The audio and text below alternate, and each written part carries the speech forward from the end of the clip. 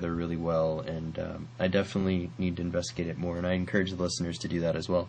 I'm wondering, have you seen the movie 2012 that was released just recently? No, I'm of a guy, I don't go to theaters because of key issues, like key, that kind of stuff. Okay. I can't be in crowds. And so I rarely watch films. I hardly ever pay any attention to TV.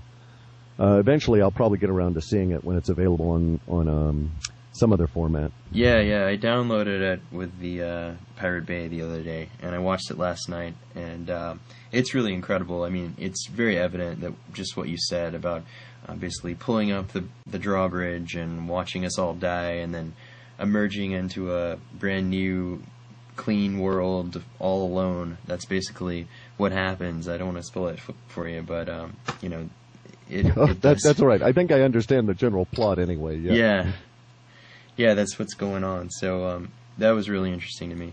But July 7th, that is when there's a bit of a turning of the tide. That's I think of it as solidification, not turning. Okay. So the tide will turn sometime in early or late winter, before early spring, and then we'll go through 3 or 4 or 5 months. And then from my viewpoint in the emotional trend line, the revolution is well underway and will not be stopped in a nascent stillbirth fashion if it makes it past July 7th. Right. If we're still in an active revolutionary mode from then, we've essentially won. It's just a matter of going through the motions of fighting all the rest of the battles. But we will have won at that stage because the populace will have shifted enough. Right. And so at that point, do you envision this information coming out that we can all prepare for what's coming instead of being kept in the dark about Do I this? think there will be disclosure? I don't know. That's a real question. There may not be effective global communications once the revolution gets really moving. I don't know how rapid the chaos will descend, nor what will nor the response of the powers that be. I mean, we can estimate and make some general statements about how they'll respond, but whether it would be effective, whether they'll have the money to do so. And to be honest, my viewpoint is that if you're waiting for disclosure, you're a dead person, because it may never come, and you'll wait infinitely until time runs out, and that might be as little as 2.5 years from now. Right, and that's why we really should go ahead. You have to make up your own mind, do your own research. Don't believe a thing I'm saying. Go read these people. Look at the math. Get a calculator and do the math. Look at how the Mayans have encoded all of this, and then you look at the constructions that Patrick Garrell has put together. I found 2 arithmetic errors in his work, but no mathematic errors. Right. And it's minor stuff. Math doesn't lie, guy. You know, what can I say? Definitely. Yeah, so that's really enlightening. But at that point, July 7th, the world could be a completely different place. And then you see these new electrics, just new technology coming onto the scene. Can you give us any more information? That's going to be no. What we're dealing with now is the new electrics won't emerge until post 2013 with whatever remnant society is there. Right. We think that. Let me explain how it works for us. Okay. You can imagine a pyramid of knowledge. Let's accept, say, the Illuminati numbers and say our pyramid has 13 layers, and we're sitting up making our interpretation at the top, the capstone. Right. The further we go down in the detail layers of our data, the broader the context descriptions become. And at some point, they become absolutely meaningless because there's just too many words to choose from.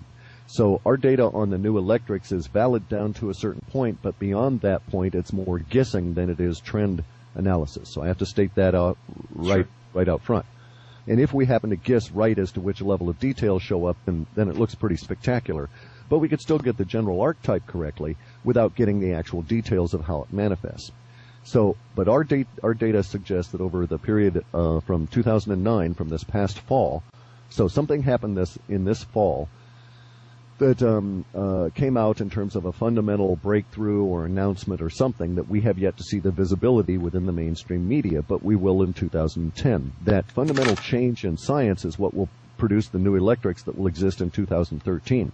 However, there is a possibility that it is the black ops or shadow world that MIT supports in its academic basis with all the secret projects and the government funding and so on, that will actually burst out, so to speak, in 2013 among the survivors, and that will produce the new electrics. There's two possible channels that these things could develop. Make sense? That makes sense. I mean, the farther out it is in the future, it's harder to say absolutely. Correct. And actually, we have a much better, when we use immediacy data, we have a much better forecasting ability for 3 days out to 3 months. But we do actually get fairly good in some of our long-range stuff. The new electrics are going to be very interesting, but we've got to get there first. Right. It's going to be rather chaotic between now and then. Definitely. Yeah, I mean, I've seen things, Cliff, let me tell you, that they don't make sense as far as the second law goes. Second law. Oh, sure. No, that's except in the case of space goat farts. That's how they manage to, the space goats, that's how they move from one, giant mutant space goats move from one area of space to the other is using Newton's second law. But they're the only ones that are really traveling that way. Yeah. So, it's going to be interesting. I hope I make it to that point. Well, also now we can say from current levels of data, by the way, just doing a historical analysis, that the shadow world achieved their success probably in February or March of 1956. 1956 is real solid. The February to March realm is a little bit of a guess, but we think that was when they actually conquered an understanding of gravitics and were able to create anti-gravity and perpetual, or not perpetual motion, but zero-point energy. Wow. And now, of course, they've been keeping it secret and refining it, and we could really use it. Yeah. And I've actually seen personally, I have a set of third-generation night vision goggles, and I've seen the results of that. I mean, I've seen the vessels up over my head less than 200 miles away doing fleet-to-fleet transfers of material. Yeah, there's stuff going on up there. If you guys haven't seen this on YouTube, what's the guy's name to Google? Ed Grimsley. Okay, Ed Grimsley. Just Google that. You'll see some wild video. Night vision material that's it's truly shocking the first time you see it going on, yeah. And it makes the whole extradition of the poor fellow Gary McKinnon absurd, you know. Right. And besides which, he didn't really hack into anybody's machines. Somebody, you know, casually left a password as password or null. Yeah. For you guys that don't know, Gary McKinnon was he's about to be extradited. I don't think he has been extradited. He has yet. He's in his last days as a relatively free person in England, and he's being there. The English were told to extradite him to the U.S. for actions that are not a crime in England and have yet to be proven to be a crime here in the U.S. Wow. And there's been no damage established. So it's basically the United States government just went on over to England and said, we want this citizen. We're going to haul him over here, and probably he's going to be suicided. Wow. Yeah, it's just a really unfortunate story. I mean, no, it's not unfortunate. It's a situation of malevolence and the cover your ass syndrome that these shadow people have. Wow. So let's not make it appear to be an accident of nature. Yeah. I'm sorry. I've got to be rather harsh about this because again, you're dealing with a radical linguist, and to a certain extent, we're worse than lawyers. Sure. Yeah, I can see that. That's great. Okay. Yeah, that about does it. I mean, it's really hard to say about things past July 7th when all this chaos is, just at its height or whatever. But if you are able to come on, between now and then at some point and explain what you see in the future, that'd be really great.